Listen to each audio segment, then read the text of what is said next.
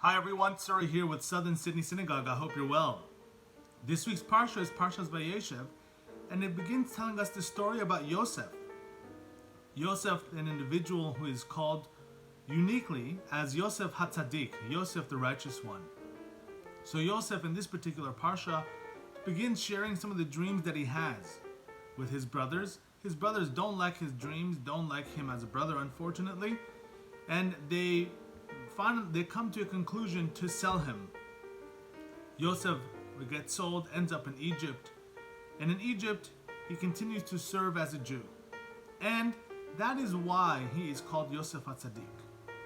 Now, if you were a Joseph and you were placed in a scenario where there were not many Jews, meaning that you were one of the few Jews or maybe the only Jew in that area, what sort of strategy would you use to continue being a Jew?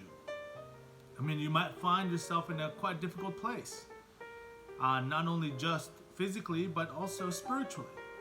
So I'll share with you a strategy that Yosef most likely used. And this strategy is found in the Pirkei Avot, the Ethics of Our Father, the 4th chapter and the 9th Mishnah says as follows. Rabbi Yonatan Omer, Kol hamekayem es haTorah me'oni, sofo lekayma me'osher.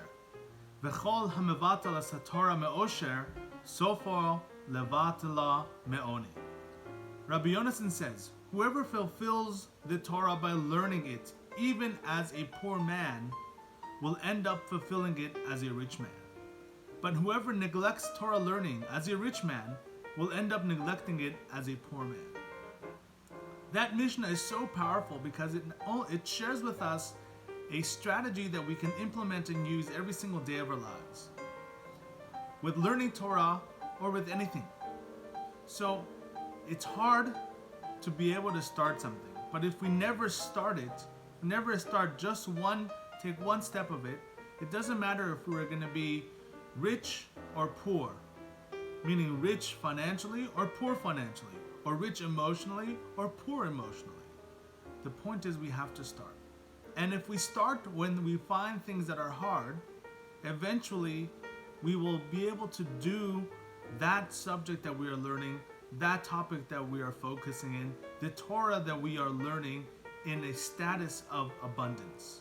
So we might start when it's kind of hard compared to someone who is poor, but eventually, as the Mishnah says, if you start doing it, you will eventually fulfill and do the Torah or have the lifestyle that you want when you have abundance, when you are succeeding. However, if you don't even do it when you are in emotionally good state or in abundance, eventually you won't even do it if you found yourself to be in a place that is not abundant. Take that to the story of Yosef. When Yosef got to Egypt, there was no doubt that he was not feeling or was not in a state of abundance.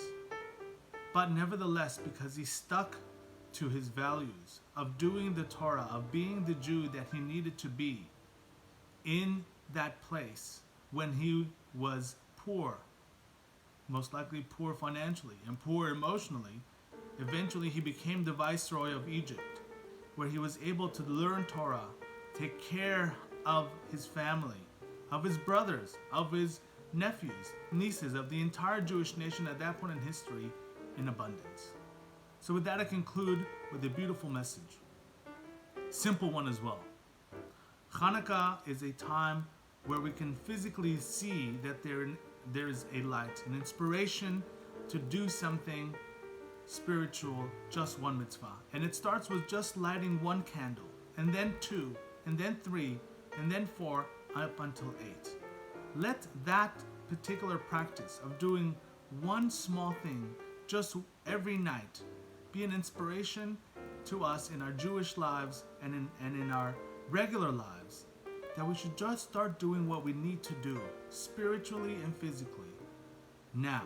So when we get to a state of abundance, as the new Gregorian year comes in, we will be able to do those things that we want most, to be good Jews, Torah learning Jews, practicing Jews, great community members, now and then in abundance as well. Shabbat Shalom.